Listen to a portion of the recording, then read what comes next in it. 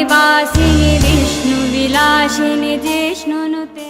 See, everything, 90% of policies in India are band-aids. I don't think it's even fair to call them band-aids, because band-aids actually, even at the end of the day, heal your injury. Our band-aid laws don't heal anything. Whether it's like J. Sai Deepak's arguments of not having free speech laws, absolute free speech laws, because that's the only weapon Hindus have in the way of protecting their sentiments. The ideal position would have been that everyone insults everyone's gods, everyone's mentally strong enough not to feel hurt at everyone's words and movies and songs, and no one ends up going around killing people. So killing people solve nahi hoga, law and order solve nahi hoga, hum us pe band-aid marenge ke tab theek hai, free speech utha do. Then J. Sai Deepak has another band-aid law, which is that since Christians have so much money to convert and motivate people to say that here's a bag of rice, say hallelujah, it's the end of the game. So we will have anti-conversion laws, or we will say that no, let's this is J. Sai Deepak's argument, that let reservation go on until we have a strong backup or a strong way to stop monetary based, manipulation based conversion. I'm saying that if someone is that weak and stupid and dumb, or basically has no respect for Hinduism to convert to another religion at the drop of a hat, or with a bag of rice, then let them go.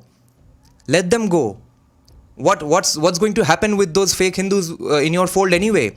If someone can become Christian because of a bag of rice, or if they can become Muslim because of a threat, or because of a bag of rice, you think they are very effective for you as a Hindu? How is that going to work? So I don't see the point for an anti-conversion bill in a civilized society, in a country that's aspiring to be a first world country, which has intelligent, sane human beings in any way. Again, mainly because that's a band-aid law. What you're supposed to have is that people feel motivated to stay in Hinduism. People feel that being Hindu is the cool or the aspirational model to follow. There is a problem in free speech argument too. Absolute freedom of speech expression is impossible.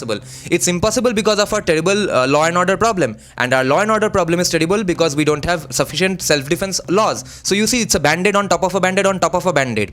Solve the bottom situation and all of the three other band-aids go away. So in short, we are doomed with no hope. No, we are not doomed with no hope. We have at least people now creating voices and narratives which will motivate people further to be and change from the inside. We have always never hoped for change from the inside, and we have always hoped for laws. Whether it's the socialist saying सरकार को कुछ करना चाहिए, or it's the right winger saying सरकार को कुछ करना चाहिए. If all of your solutions are dependent on Narendra Modi doing something, then it will never happen, because you end up giving so much power to the government, or to the prime minister, or to the chief minister, or to the bureaucracy, that the day those people go away from that power, your life will be fucked beyond recognition once again, just like it was fucked beyond recognition from 1947 to 1991. So stop depending on band-aids and government power, because remember, I'll need to repeat this again, that famous Spider-Man quote, that with great powers come great responsibility, which is actually a quote from Voltaire, is absolutely bullshit. It's the opposite way of, it's the ulta way of looking at it. The real concept is that with great responsibilities come great power. So if you keep on giving someone responsibility, ये हमारे लिए कर दो, ये हमारे लिए कर दो, ये हमारे लिए कर दो,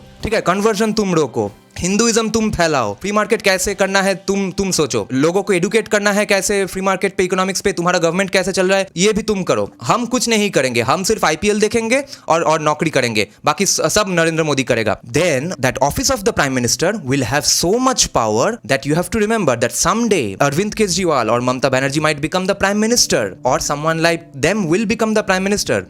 Do you think liberals are gone forever? Leftists are, wokists are gone forever from the Indian political system? They will come to power and will have the exact same power and authority and responsibilities that you are giving them today. Right now, a lot of things are working because Narendra Modi has some great intentions. UP is working fabulously because Yogi Adityanath has only good intentions. Okay, what happens when these people don't have those intentions, or people with bad intentions come to power? Your system cannot be dependent on good, nice people, nice, cute people coming to power. Okay, even in BJP, Himanta Biswa Sharma, K. Annamala, if these people go away, who's going to be the great, insanely dependable person that's going to come to power and handle you? Imagine Mamata Banerjee with Yogi Adityanath's power in UP, which we basically have already, which is also the result of so many years of Bengalis saying that yeah, ये सरकार को करना चाहिए, वो सरकार को करना चाहिए. Nobody understands first principles. Indians don't want to take responsibility. We always depend on politicians. Yes, and that has to change now, because now you have seen that what are the limitations of the government. Maybe in 2014, 15, 16, maybe in 2019 you thought that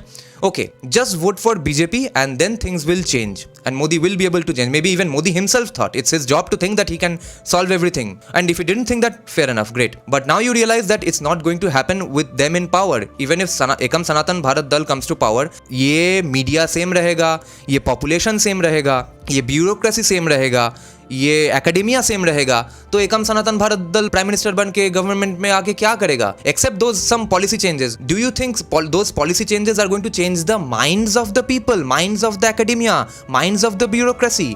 that has to happen from you and I. Jai Jai हे महिषा